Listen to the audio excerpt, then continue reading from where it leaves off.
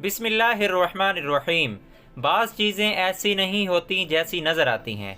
आप ज़रा गौर करें, मूसा अलैहिस्सलाम की वालदा से अपने बेटे को दरिया में फेंक देने का कहा गया। बाद में वही मूसा अलैहिस्सलाम समंदर में डूबने की बजाय बादशाह के घर में पले बढ़े। यानी बज़ाहिर परेशानी यानी मौत की अलामात थे, लेकिन अल्लाह ने बचाया और ऐसे तरीके से बचाया कि बादशाह के घर तक पहुँचा दिया। तो हर मुसीबत बज़ाहिर परेशान कुन होती है, लेकिन इसमें अल्लाह ताला की तरफ से ज़रूर कोई ना कोई हिकमत होती है। हज़रत यूसुफ़ अलैहिस्सलाम के वाक़ये को पढ़ें, जिनको कुएं में मरने के लिए छोड़ दिया गया, लेकिन वहाँ मौत आना तो दूर की बात, उसी आर्जी मुसीबत की वजह से बाद में पूरे मुल्क मिस्र के वज़ीर ख़जाना के ओहदे पर फाइज होकर खुशी की ज़िंदगी बसर करने लगे। हज़रत इब्राहीम अलैहिस्सलाम को आग में फेंक दिया गया, लेकिन उस वक्त आर्जी परेशानी के बाद अल्लाह ताला ने आग को जहमत के बजाय रहमत में तब्दील कर दिया। इसी तरह हज़रत अयूब अलैहिस्सलाम के वाक़ये को देख लें।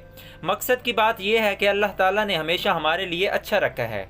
शुरू में शायद आपको अच्छा ना लग रहा हो, मगर इख्तिताम हमेशा हमारी तवक्कुआत से बढ़ कर के अच्छा होता है। और कुछ भी ना हो तो इन्हीं मसाइब और परेशानियों के ज़रिए आपके गुनाह तो माफ़ हो जाएंगे। इन्हीं मुसाइब पर सब्र की वजह से आपको अल्लाह की रज़ा नसीब होगी और बहुत बड़ी कामयाबी मिलेगी। अपने रब खालिक व मालिक की कुर्बत और रोज़े क़यामत को दीदार नसीब होगा। सूरत बकरा की इस आयत पर गौर करें।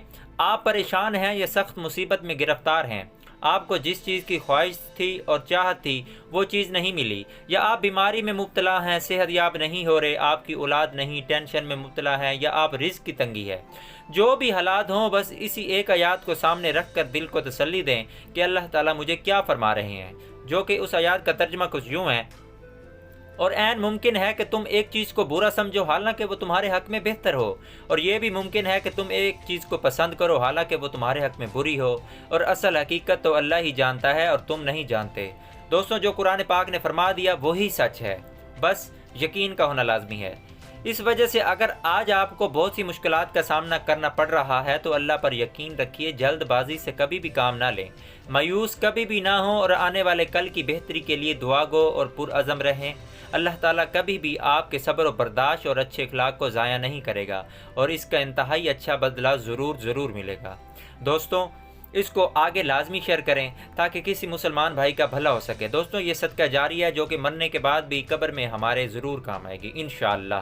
दोस्तों, आप दुनियावी पोस्ट तो बहुत ज़्यादा शेयर करते हैं, देखते भी हैं, लेकिन ये इस्लामी पोस्ट है जो कि इस्लाह की पोस्ट है। इस वीडियो को आगे लाजमी शेयर करें ताकि किसी न किसी का भला हो सके। अगर किसी एक का भी भला हो गया तो आपकी और मेरी ज़िंदगी बदल जाएगी।